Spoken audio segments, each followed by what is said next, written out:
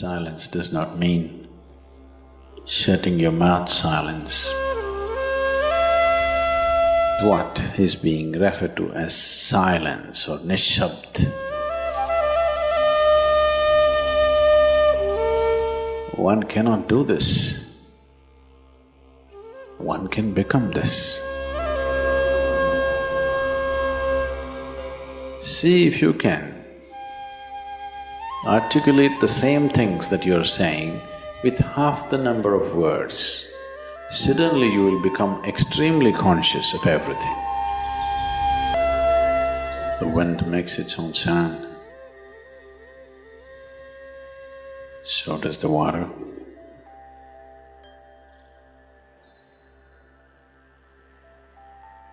So does the earth.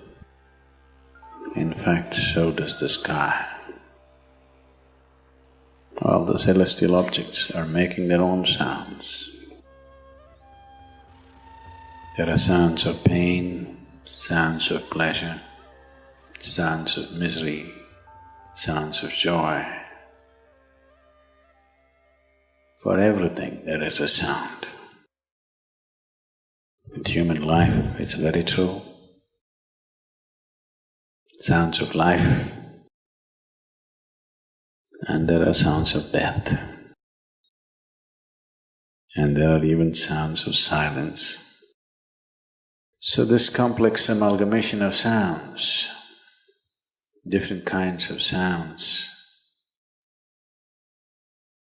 creates different intent, different levels of compulsiveness, different levels of bondage, and different possibilities of entanglement. In all this, why one chooses to become silent? Silence is not a way of denying yourself life. It is not even about denying yourself articulation. Silence is about moving from compulsiveness to consciousness. All sounds represent different forms and different dimensions of compulsiveness. When one chooses to become conscious, not be entangled in the compulsive nature of the existence, he naturally chooses to become silent. Silence does not mean shutting your mouth silence, plugging your ears silence. You can sing in silence. You can dance in silence. You can even speak in silence. You can even scream in silence. You don't try. That does not mean when everybody is silent you scream. That is not screaming in silence.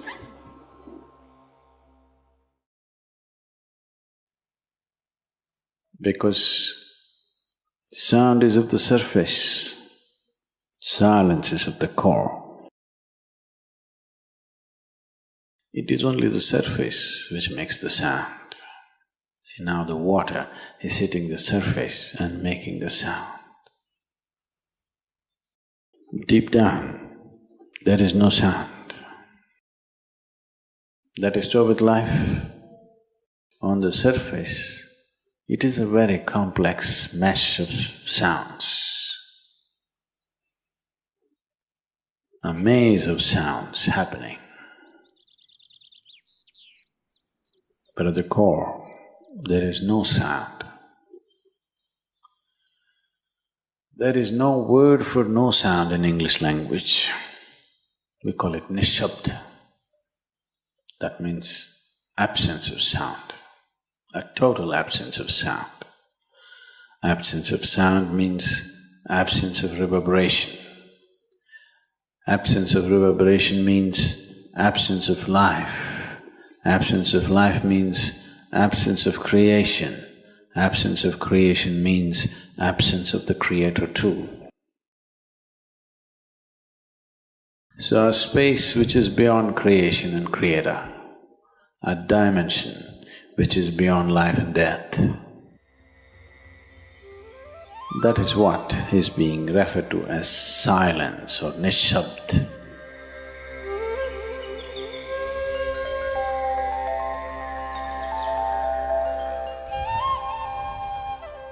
One cannot do this.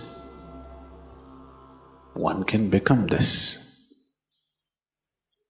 Commonly, there are two words employed to describe this. One is maun, that means you're practicing silence, you're not silent. You shut your mouth and you're remaining in maun. This is not nishabd. Maun means you're practicing silence. If you're practicing something, obviously you're not that. Are you life or are you practicing life? I'm asking you. Are you life or are you practicing life? Practicing life? No, your life.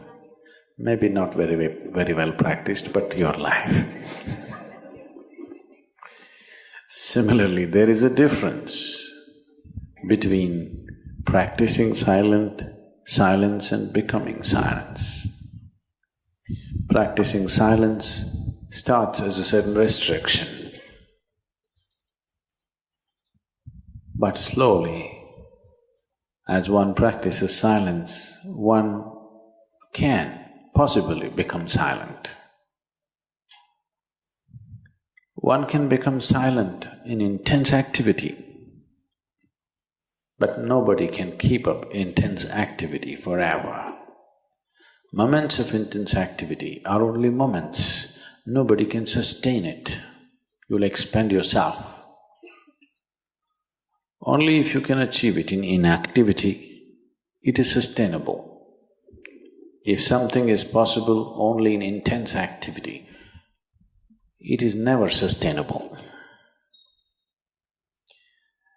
In a very intense and ecstatic moment of singing, somebody may become or taste a moment of silence. But how long can you keep it up? Your throat will tear and your neighbors may kill you. Possible. So this possibility of coming to silence or becoming silent also means to become still, to become utterly still. Stillness can be achieved in so many ways. If you watch a snake, he's still. If you watch a tiger which is on a hunt, absolutely still, charged but still. These are all different dimensions of stillness practiced for survival. If a snake moves too often, he'll get killed. If a tiger does not know how to be still, he'll never get his food. These are all acts of survival. A human being, for survival, he has to be active. Only when his vision falls upon something which is beyond survival, then he will think of stillness. Then he will understand as he observes himself, as he notices the complexity of one's compulsions. He understands the only way to solve it is to become still.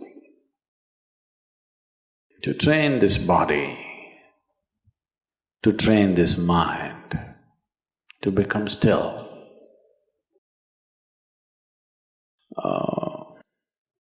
takes some effort. If one is simply blissed out, he will become still. But otherwise one has to work bit by bit, one has to work to bring this body to absolute stillness. Most people cannot hold their body in one place for any length of time. They're all the time in moment. As it is said, a man is ill only because he does not know how to be still.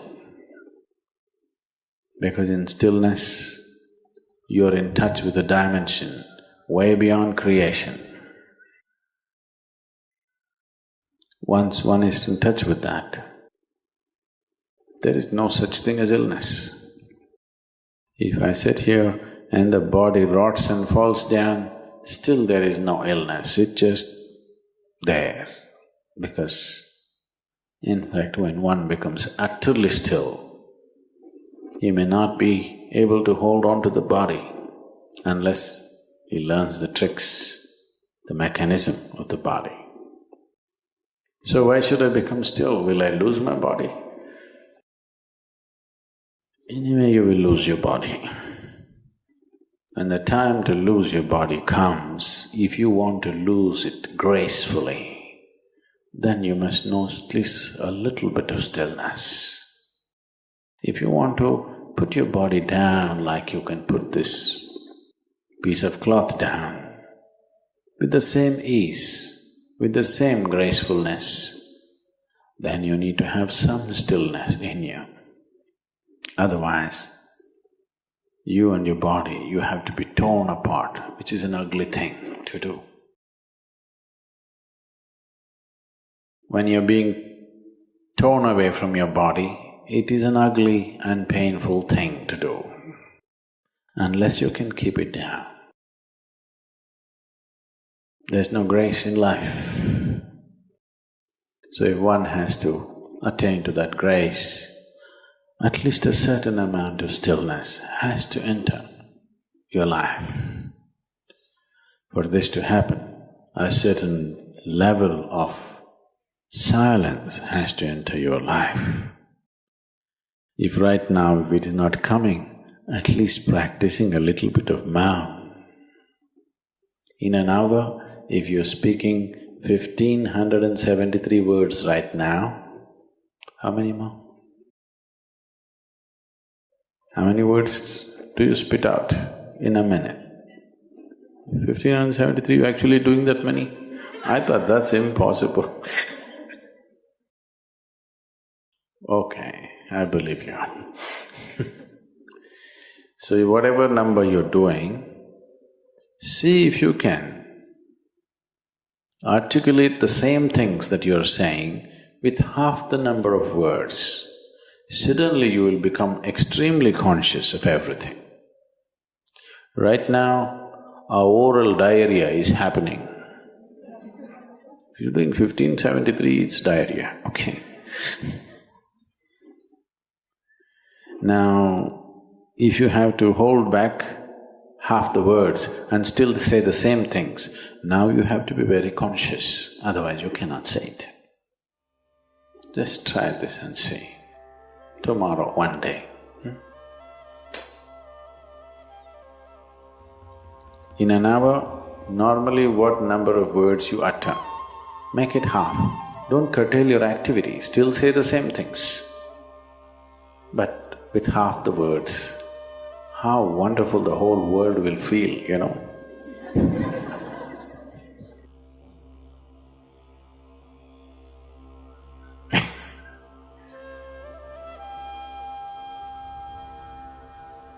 World will be a wonderful place, I'm telling you, tomorrow, if everybody does this. Many marriages will be saved.